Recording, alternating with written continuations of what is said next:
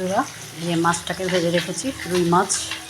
আজকে রুই মাছ হচ্ছে দই দিয়ে পোস্ত, নারকেল বাটা আর সর্ষে বাটার মিশ্রণ, আর তার মধ্যে দিয়ে দিয়েছি হিং, কাঁচা সর্ষের তেল, একদম মিক্স করে গুলিয়ে রেখেছি।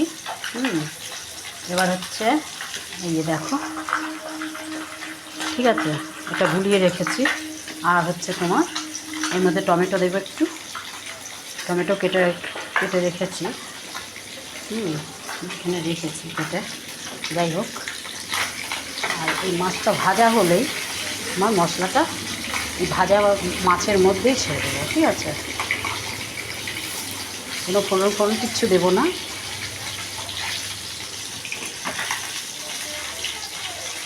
এই মাছটাকে লাল লাল করে ভেজে নিয়ে একটু হিং দিয়েছি আর কাঁচা লঙ্কা দেবো গোটা।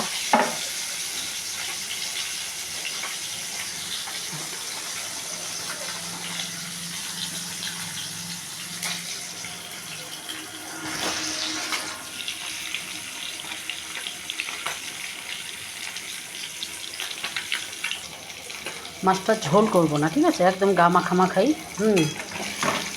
সব কিছুতে যে ঝোল ভালো লাগে না, না, তার জন্য হচ্ছে এইভাবে রুই মাছটা করে খেয়ে দেখো। রুই মাছের আচ্ছা আমি আলু দিয়ে ঝোল, সেটা তো খাওয়াই, কিন্তু মাছটাকে এরকম করে কড়া করে ভাজবে, একটু কড়া করে ভাজলে মাছের টেস্টটাও বাড়ে, ঠিক আছে। মাছের তো আজকাল কোনো একটা গন্ধ থাকে। এবার হচ্ছে হয়ে গেছে। এবার হচ্ছে আমি মাছটাকে দেখেছি লাল লাল করে ভেজেছি এই মাছটাও। এবার হচ্ছে এই যে দই, পোস্ত আর সে সর্ষে বাটা, নারকেল বাটা সব মিশ্রণটা একসাথে ছেড়ে দিলাম, বুঝলো তো। এইভাবে ছেড়ে দেবে, লঙ্কা দেবে, নুন দেবে ওই ইসের মধ্যে, আর একটু হিং দেবে, আর এই যে টমেটো দিয়ে দিলাম। যেহেতু দই দিয়েছি এর জন্য টমেটোটা অল্প দিলাম, ঠিক আছে।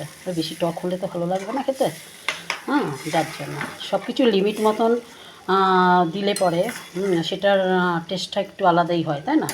যদি সব কিছুই যদি একটু বেশি করে দেওয়া যায়, সেটা কি টেস্ট আসবে? আসবে না। আর একটু সামান্য জল দেবো,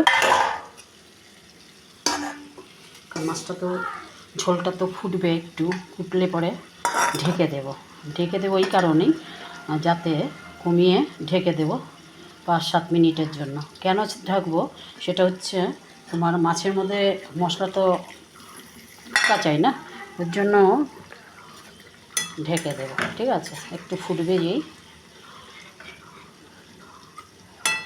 রুই মাছের দই দিয়ে সর্ষে পোস্ত নারকেল বাটা দিয়ে করে খেয়ে দেখো, ভালো লাগবে খেতে।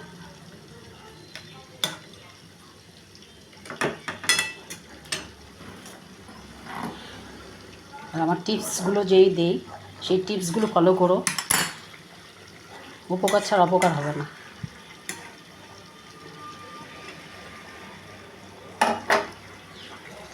ঠিক আছে, তো ফুটে উঠেছে, একটু পরে কমিয়ে দিয়ে তোমার 5 মিনিটের জন্য ঢেকে রেখে দেবো, ঠিক আছে। কমিয়ে দিলাম গ্যাসটা, এবার ঢেকে দেবো। 5 মিনিট পরে চলে এলাম, এবার কমিয়ে দিয়েছি, এবার বাড়িয়ে দিলাম একটু। মাছের মধ্যে মশলাটা পুরো ঢুকে গেছে, ঠিক আছে। এবার নামিয়ে ফেলবো। আর একটা টিপস তোমাদের এইটাও করতে করতে দিচ্ছি, সেটা হচ্ছে ধরো বেগুন ভাজায় না প্রচণ্ড তেল, মানে ভাজতে গেলেই তেল ভেতরে, মানে খেতে গেলে অনেক প্রচুর তেল লাগে, তাই না। সেই তেলটা পাবে না, কী করবে, একটু চালের গুঁড়ো আর একটুখানি ময়দা মেখে নিয়ে, মানে ওই সাথে সাথে মেখে নিয়েই ভেজে ফেলবে বেশ চুপো তেলে।